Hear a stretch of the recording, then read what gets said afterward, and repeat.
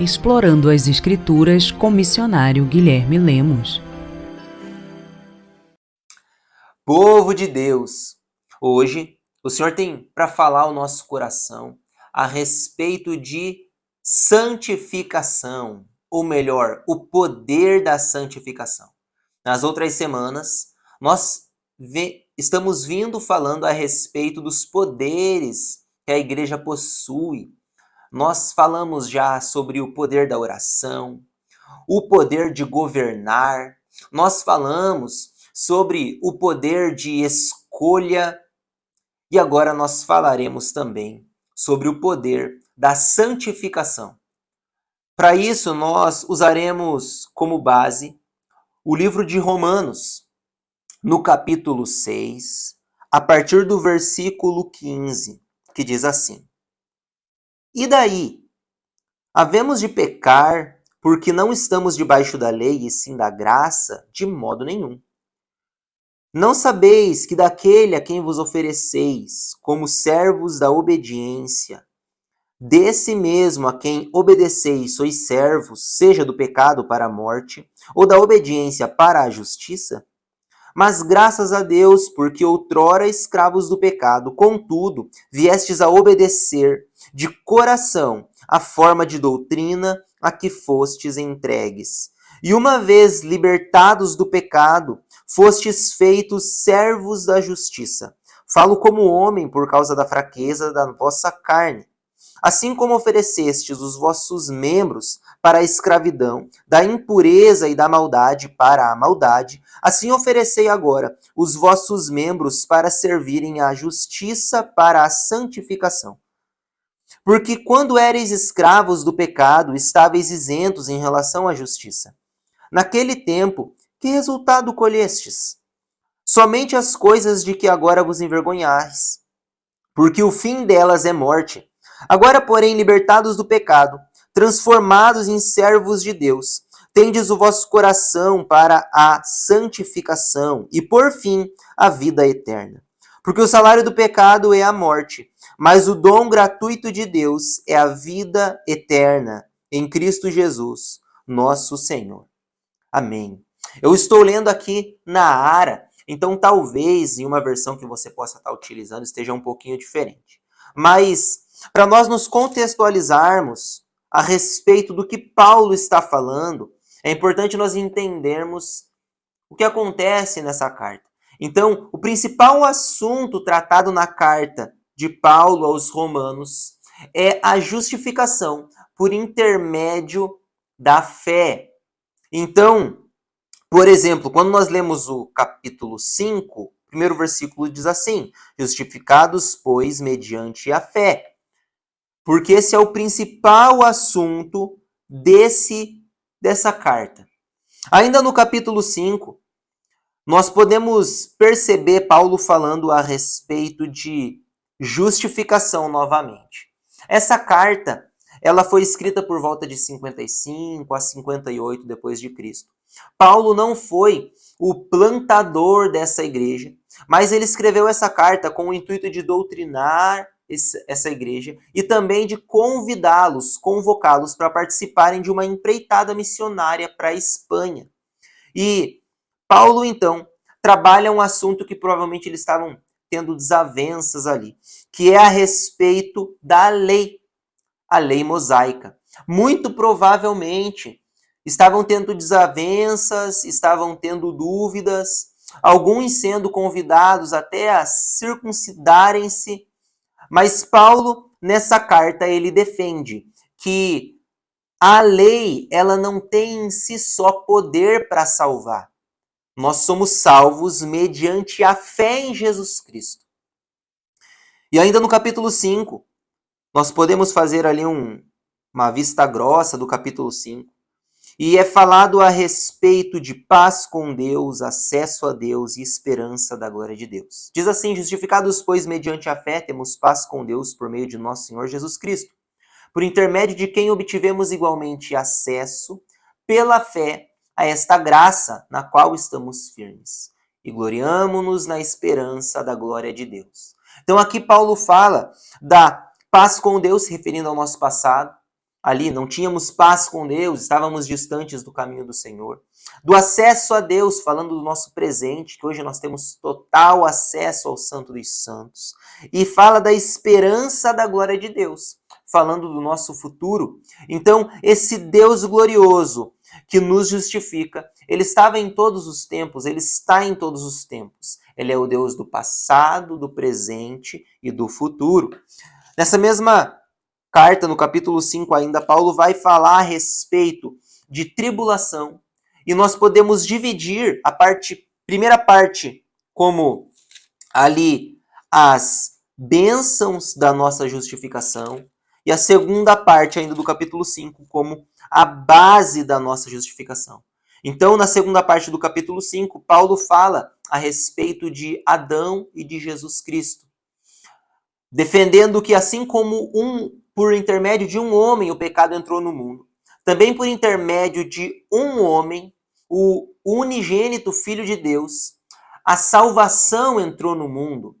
Então, ou seja, por intermédio de um homem a morte entrou no mundo, mas por intermédio de um homem que não havia pecado, o único e verdadeiro santo Filho de Deus, a vida entrou no mundo.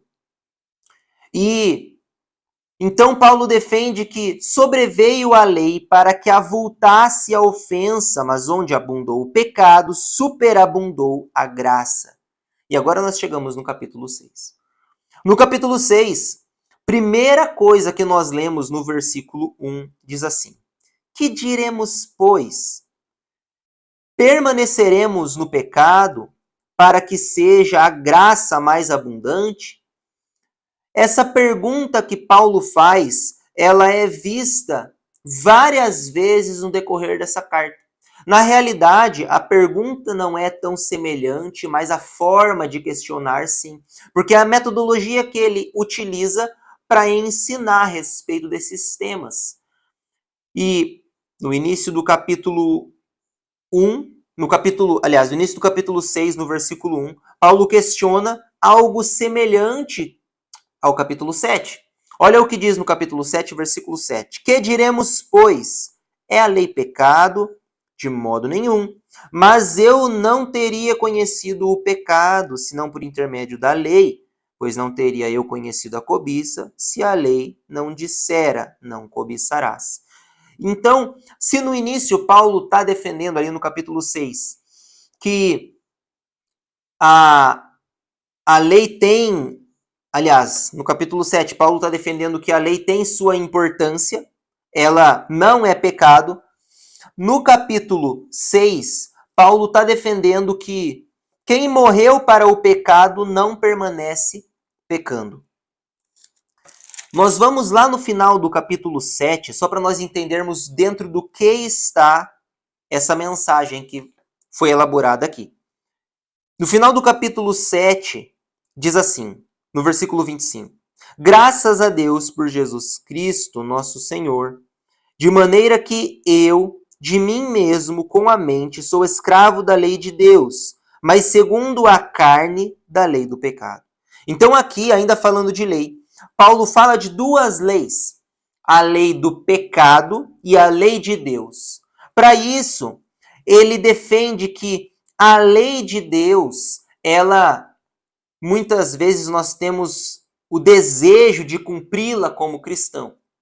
Porém, a lei do pecado impera, e é o que ele diz, por exemplo, no versículo 19, porque não faço o bem que prefiro, mas o mal que não quero, esse faço.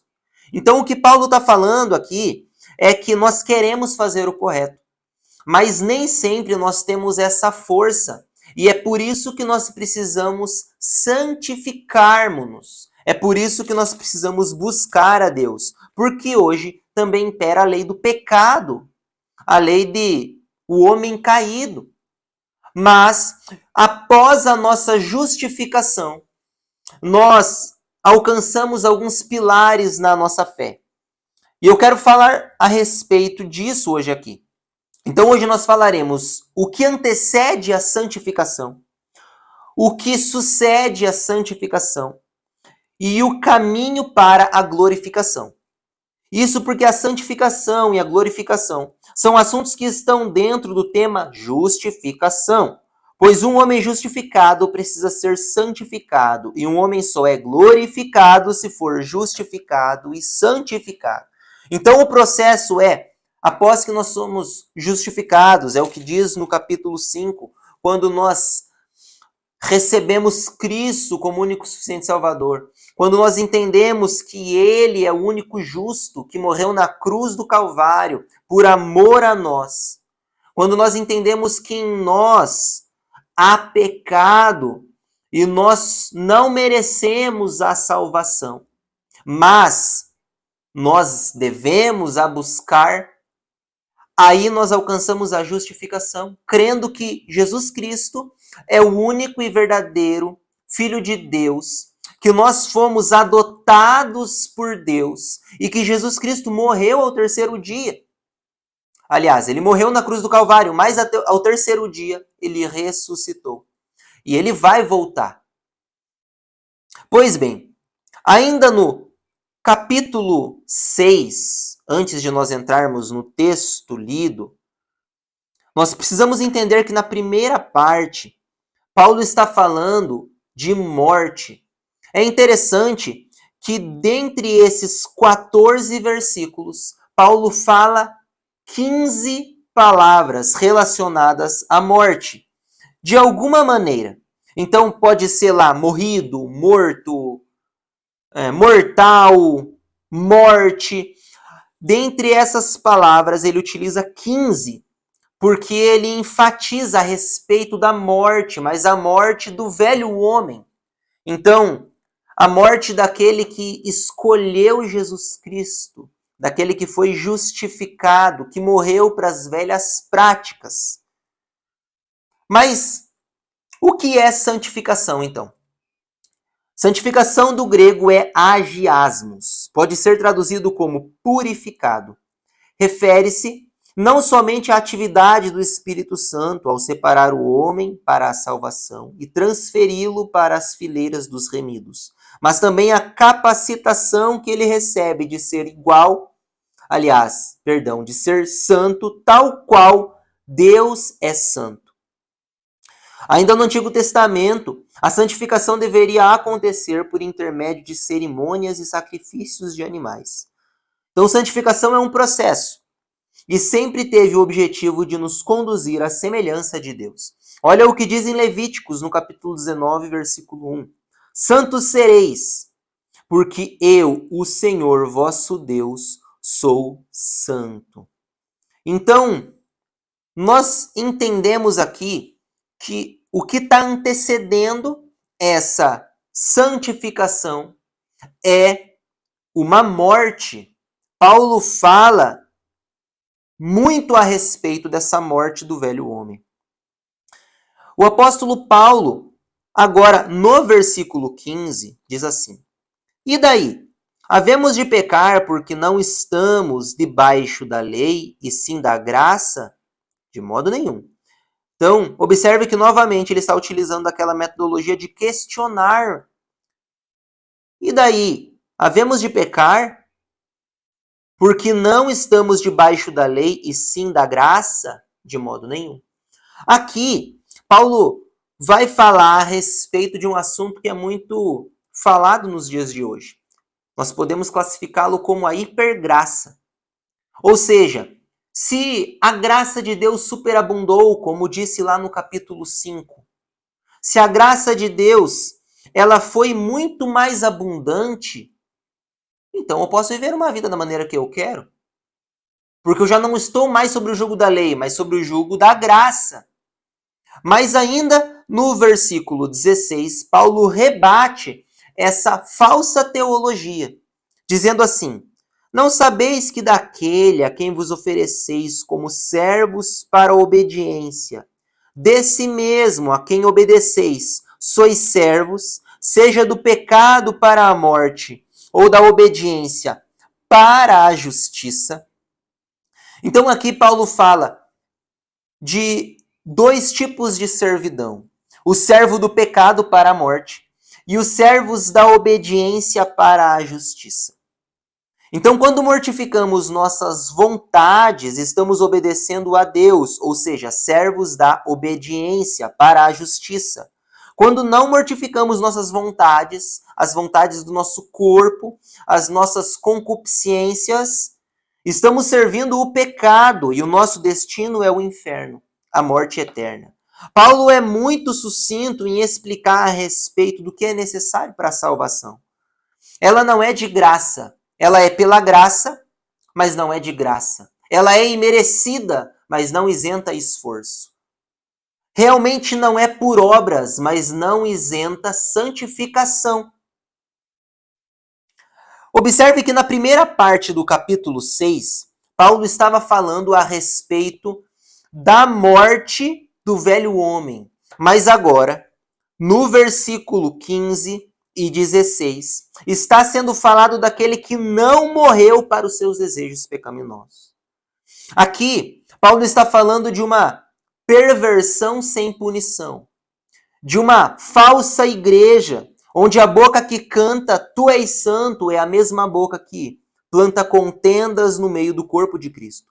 Uma igreja isenta que diz ser luz no meio das trevas, mas quando tem a oportunidade de brilhar a luz de Cristo, prefere as trevas, pois lá seu verdadeiro eu corrompido não é exposto à vista de todos. Uma igreja condenada à perdição eterna, pois sabe que Jesus está voltando, mas continua vivendo como se não houvesse amanhã. Essa é a igreja retratada por Pedro como libertina e dissimulada. Em 2 Pedro, no capítulo 2, a partir do versículo 1, ele diz assim: assim como no meio do meu povo surgiram falsos profetas, assim também surgirá falsos mestres, os quais introduzirão dissimuladamente heresias destruidoras, até o ponto de renegarem o soberano Senhor, que os resgatou, trazendo para si mesmos repentina destruição. E muitos seguirão as suas práticas libertinas, e por causa deles será infamado o caminho da verdade. Também movidos por avareza farão comércio de vós, com palavras fictícias. Para eles o juízo lavrado há longo tempo não tarda, e a sua destruição não dorme.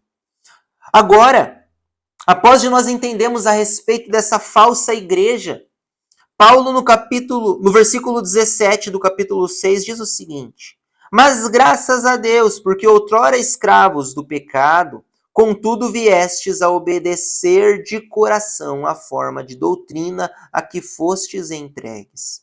Então, se nos versículos acima ele estava falando de uma falsa igreja, agora é falado da verdadeira igreja de Cristo. E ainda no versículo 17, ele fala que escravos do pecado, essa igreja não é mais escrava do pecado. Outrora escrava do pecado, contudo viestes a obedecer. Essa igreja é uma igreja obediente. É interessante porque nesses únicos 3 versículos que nós lemos do texto que nós estamos estudando, na ARA, versão que eu estou utilizando, Paulo até aqui já utilizou 4 vezes a palavra obediência. Isso porque uma igreja santificada, ela também é uma igreja extremamente obediente à palavra de Deus. Ela não segue os seus próprios princípios, os seus próprios desejos, as suas próprias vontades. Ela abre mão da própria vontade para fazer a vontade de Deus. Ela é uma igreja obediente, mas não uma obediência qualquer. É uma obediência de coração, é o que está escrito aqui. Uma obediência de coração fala de uma submissão a Deus, independente de qualquer coisa.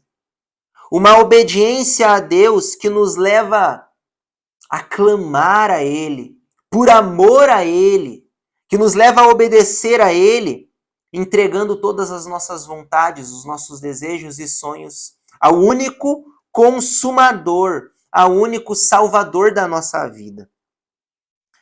No versículo 18 agora, é dito assim: e uma vez libertados do pecado, fostes feitos servos da justiça. E é uma igreja que não é serva do pecado, mas é serva da justiça. Mas esse termo de servo ou escravo da justiça é usado por Paulo para simplificar o entendimento de todos. Tanto que no versículo 19, ele praticamente pede escusas por falar dessa maneira tão simplificada. Ele diz assim, falo como homem por causa da fraqueza da vossa carne.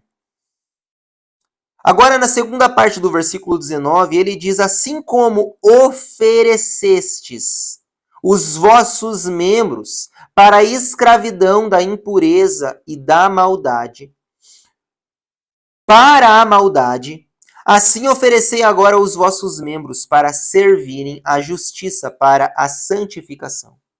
E no Antigo Testamento também era assim. Os judeus levavam uma oferta voluntária para servir a Deus. Essa oferta poderia ser através de incenso, através de iguarias, através de animais, mas agora a oferta que nós levamos a Deus é a oferta de um corpo santificado, a oferta da abstenção das nossas vontades, ou seja, é uma oferta de nós mesmos. A igreja se oferece a Deus. A santificação, ela era utilizada também lá no Antigo Testamento para santificar, por exemplo, um rei, para santificar um sacerdote quando entrava no templo. A santificação aqui, ela nos prepara para algo maior. Nos prepara para um futuro eterno. E olha o que diz no versículo 20 em diante. Porque quando eres escravos do pecado, estáveis isentos em relação à justiça. Naquele tempo, que resultados colhestes? Somente as coisas de que agora vos envergonhais, porque o fim delas é morte. Agora, porém, libertados do pecado, transformados em servos de Deus, tendes o vosso fruto para a santificação e, por fim, a vida eterna. Então, observe que no versículo 22, Paulo levanta 3 pilares de suma importância na vida da verdadeira igreja de Cristo. 3 pilares do verdadeiro servo de Cristo, que são eles a libertação, a transformação e a frutificação. Esses pilares só podem ser erguidos por intermédio da palavra de Deus. Libertados do pecado é o que ele diz. Isso não significa glorificado, ou seja, ainda terá lutas na terra, inclusive contra o próprio pecado. Porém, agora escolhemos nos afastar do pecado e transformados em servos de Deus. Isso é resultado de alguém que resolveu se afastar do pecado.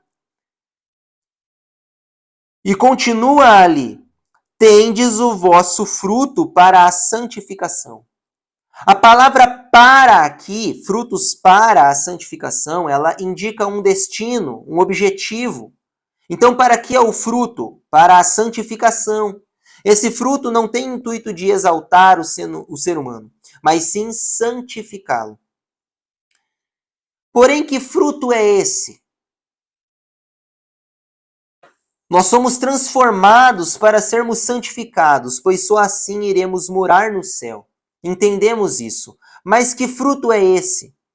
Lá no final, Paulo fala o seguinte: por fim, a vida eterna.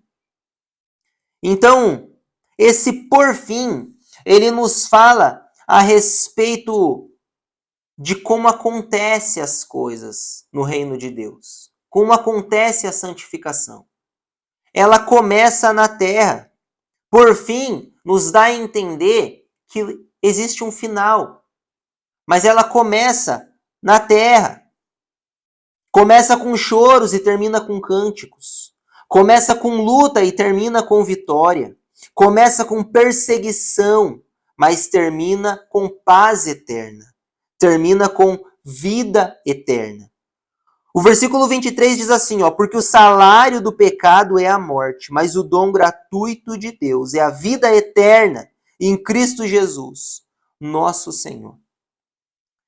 Então, no versículo 23, ele nos encoraja a permanecer na presença de Deus. Aqui é o momento da glorificação. É o que justifica toda a nossa luta para manter-se em santificação aqui na terra. Filipenses, por exemplo, no capítulo 3, versículo 20 e 21, diz assim: a nossa pátria está nos céus, de onde também aguardamos o Salvador, o Senhor Jesus Cristo, o qual transformará o nosso corpo de humilhação, para ser igual ao corpo da sua glória, segundo a eficácia do seu poder, que ele tem de até subordinar a si todas as coisas. Então, o que antecede a santificação? Nós vimos ali é a morte do velho homem. O que sucede à santificação é a provação, porque começa na terra, mas é também a glorificação, porque termina no céu. E qual é o caminho para a glorificação? Nós entendemos que o único caminho para nós alcançarmos o céu é Jesus Cristo. Aceitar Jesus Cristo como único e suficiente Salvador, como o verdadeiro Filho de Deus. Mas não é apenas de palavra, lembra? É de coração. Isso significa abandonar as práticas pecaminosas, ou seja, santificar-se todos os dias. Então, qual que é esse fruto para a santificação? É a transformação. O Senhor nos convida para frutificarmos através de uma transformação de vida. O Senhor nos convida para sermos santos como Ele é santo. Por que isso? Porque existe céu e inferno. A igreja, ela não tem poder se ela não se santifica. A igreja não vai morar com Cristo nas alturas se ela não abandonar as práticas pecaminosas e escolher servir a Cristo. O Senhor hoje ele nos mostra dois caminhos, o céu e o inferno. Nós podemos ir para o inferno com todas as nossas vontades, nossos desejos atendidos aqui na terra. Nós podemos ir para o inferno saindo da maneira que nós queremos para um monte de festa, bebendo e fumando e usando muitas drogas. Nós podemos ir para o inferno prostituindo o nosso corpo. Podemos ir para o inferno felizes, cheio de dinheiro, conquistados com corrupção e mentira. Ou nós podemos nos abster dessas vontades que são vontades da nossa carne, operadas pela lei do pecado, e irmos de passos largos para o céu. Mas no céu não entra pecado. Então, como que um homem pecador pode entrar no céu que não entra pecado?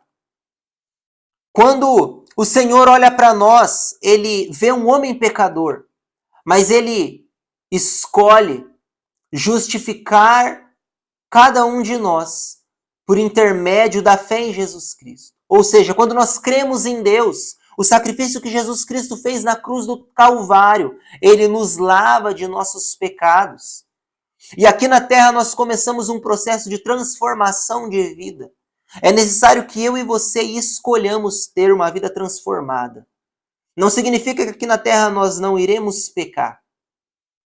Mas nós precisaremos lutar contra esse pecado todos os dias, para que lá no céu nós sejamos totalmente santificados. Então essa santificação começa aqui na terra e termina lá no céu. Eu quero convidar você a olhar para dentro de você.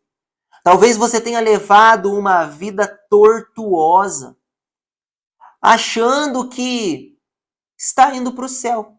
Eu quero te dizer uma coisa, que é dura, mas é verdade. Se não abandonarmos as nossas práticas pecaminosas, nós iremos felizes e contentes para o inferno. Mas ao chegar lá, os nossos sorrisos se transformarão em prantos. Porém, se nos abstivermos das práticas que não agradam a Deus, talvez chorando, talvez com dor, com perseguição, com renúncia diária, mas nós iremos para o céu. Porém, lá o nosso pranto se transformará em riso. Entenda isso. Nós esperamos uma Canaã celestial. Lá não haverá dor, não haverá pranto. O Senhor tem preparado para nós um novo lar, um novo céu, uma nova terra. Eu quero convidar você a ir comigo para esse céu. Se eu puder segurar na tua mão agora e entrar com você nas alturas, eu farei isso. Mas nós só entraremos na Canaã celestial se nós nos abstivermos das práticas pecaminosas. É uma renúncia diária. É morrer para si mesmo. O Senhor nos chama hoje para cumprir talvez a maior missão da igreja na terra, que conforme o missionário Ronaldo Lidório nos ensina, é morrer. O Senhor nos convida para morrermos mais uma vez para as nossas vontades. Eu quero orar com você para que nós possamos ter a ajuda do Senhor, porque Ele está disposto a nos ajudar nas nossas debilidades. Então coloque diante do Senhor agora as suas dificuldades, as suas lutas talvez, e eu creio que o Senhor pode sim estender as mãos para nós. Mãos de misericórdia e também de ajuda. Senhor, em nome de Jesus, nós colocamos a nossa vida diante de Ti. Uma vida que realmente, Pai, não é digna de ir morar com Cristo nas alturas. Pai, nós nos colocamos aqui como homens pecadores que somos, mas pessoas que estão dispostas a percorrer um caminho em santificação. Então nos ajuda, Pai, eu lhe peço. Nos ajuda a nos abstermos daquilo que não agrada a Ti. Nos ajuda, Pai, a glorificarmos o Teu nome através das nossas falas, das nossas atitudes e das nossas decisões. Eu peço ajuda a cada ouvinte, Deus. Ajuda quem está aqui como igreja, disposto a glorificar o Teu nome. Nós colocamos a nossa vida diante de Ti, lhe clamando misericórdia, Deus. Perdoa os nossos pecados. Escreve o nosso nome no Teu livro da vida. Essa é a nossa oração em nome de Jesus. Que você possa ser abençoado com essa palavra. Que o Senhor Jesus possa entrar na tua casa e fazer morada. Entrar no teu coração e encontrar guarida. Que Ele possa trazer transformação à tua vida. Para a glória do nome dEle.